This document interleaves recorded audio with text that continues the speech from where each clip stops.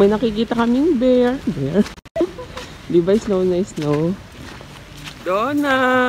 Alay ko, malapit na! Marami pang stress jar. Alo, ang ganda na nga. Pakita tayo sa dan. May malaking bear. Ano ka, ganda.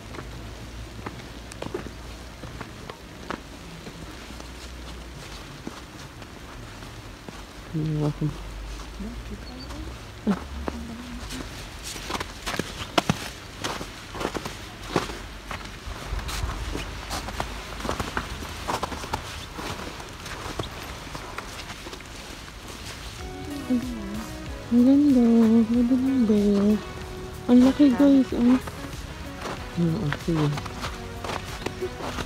Ilang buwan na tayo dito. Kaya nga eh. Pwedeng ipabidyo ako na kaunti.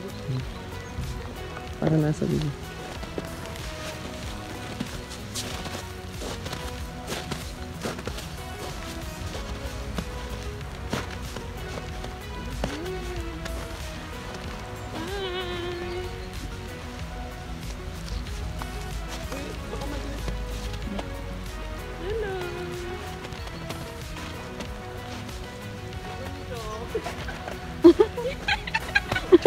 Nagtatalon. Sige na, tama na ako matilas na.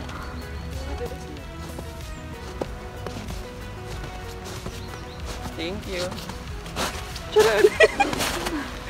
Thank you, be.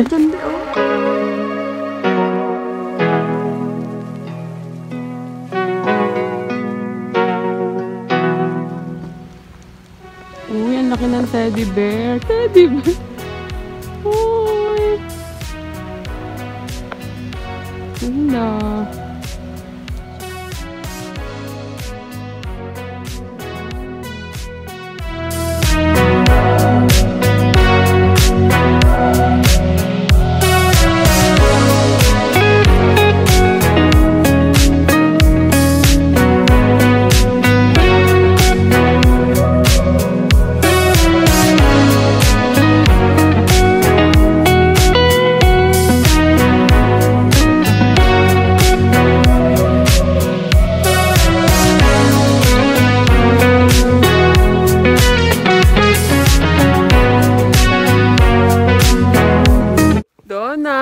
Nandiyan na yung bear. Hi!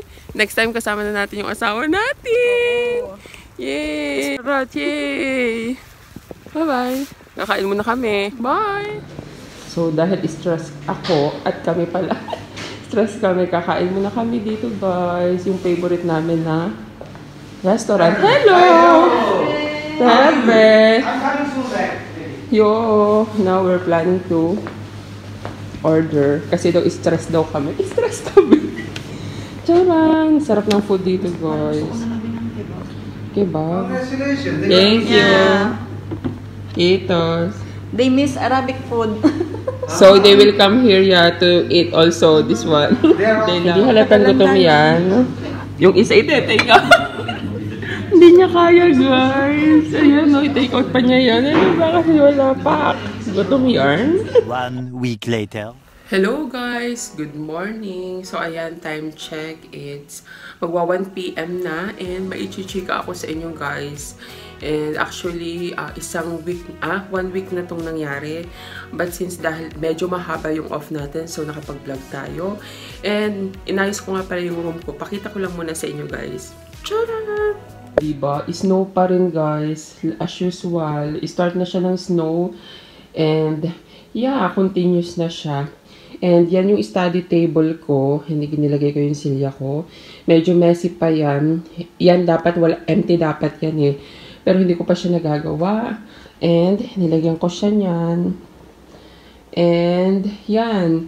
Ito, lalagyan ko siya ng mga, alam mo yun, pag mga biscuit-biscuit, pag nagugutom ka. And yeah, ito yung picture na pinakita ko na nung nagpunta ko ng city, nagpa-develop ako ng picture, ayan siya. And, yan, yung watch. Ewan ko kung bakit hindi siya tama yung oras niya, kasi mag 1 PM na eh. And then, ayan. Eto, lagayan ko siya ng mga makeup. Yung mga drawer na yan, Bali, ilan ba to? Bali, 4 to eh. 4 siya na drawer.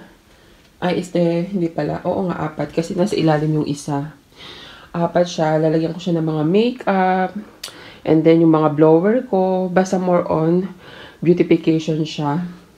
And, ito, plano ko siya dyang lagyan ng salamin. So, parang, ayun nga, mini vanity na rin.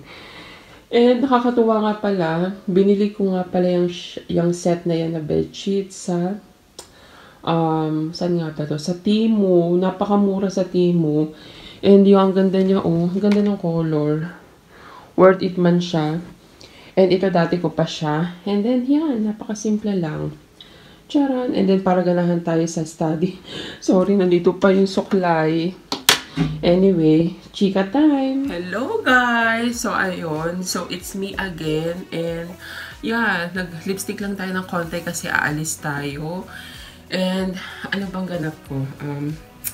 Gusto ko lang guys sabihin sa inyo na approve na yung asawa ko. So, sobrang saya. Alam nyo yun, ang dami kong stress lately kasi marami akong pinagdaanan pa. Aside sa continuous yung study namin, in-apply din namin ng beshi ko yung mga asawa namin. Kasi, yun nga, ang plano kasi namin, sabay silang pupunta rito. So, nauna yung pag-approve niya. Nauna yung pag-approve dun sa asawa niya ng kaibigan ko. Ano daw? Sorry guys, kagigising ko lang, kailangan ko ata ng kape. Char! Bale, sabay kami ng application sa pag-apply para sa asawa namin. Actually, sinabay namin siya sa pag-renew sa RP. And nakakatuwa lang nun kasi, yun, sabay silang pupunta dito. So, sabay din kami magre-request ng leave. Pupunta kami sa city para sunduin sila sa airport. And yeah, alam niyo yung lahat ng stress, alam niyo yung emotion nitong month na to, roller coaster, sabay pa ng mga marami mong kailangang gawin, mga deadlines, and then sobrang dami. So, yun, natutuwa lang ako kasi alam niyo yun, paano ba? Napaka-grateful ko. Ano ba yan? Naiyak ako. Sobrang grateful kasi, yun nga, no more LDR na kami. Siguro sa ilang years naming mag-asawa, puro kami magkalayo. And ang hirap lang kasi alam mo yun, na dumadaan yung taon, na lagi kayong magkahiwalay lang. Kasi mas maganda sana sa mag-asawa, alam mo yun, yung magkasama kayo. And then hindi pa nga kami nabibiyayaan ng baby. So sana talaga dito sa lugar na to na.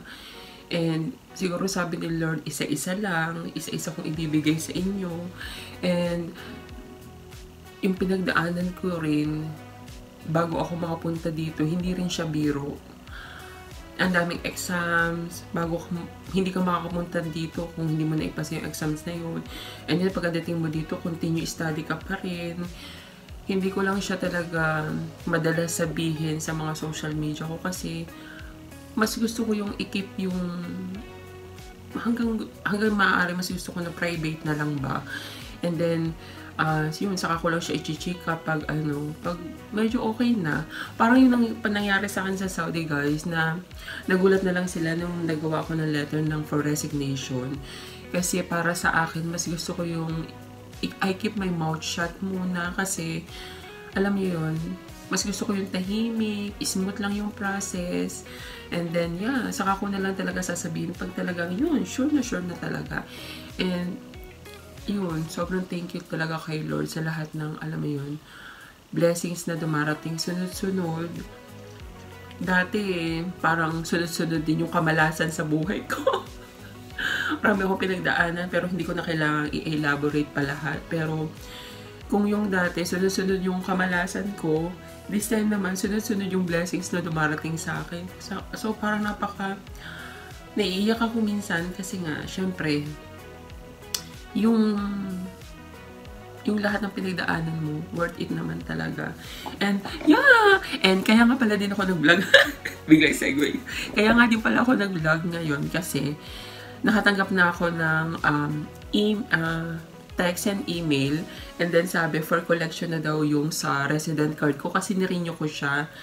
And, yeah, nire-renew kasi siya. This time, 4 years na yung binigay. So, renewal lang naman siya kasi as residence permit. So, yun, iko-collect ko siya, samahan niyo ako. And, yeah, ano pa ba? Sobrang masaya lang. And then, binigyan pa ako ng mahabang off. So, marami akong magagawa. Kaya nakapaglinis din ako. Hindi pa rin to tapos yung paglilinis ko, pero at least nasimulan ko na. And then, yun, maglalaba din ako mga bedsheets. And then, marami akong gagawin na mga deadlines ngayon. So, kailangan ko siyang tapusin. And, yeah, thank you sa pakikinig. Moy moy!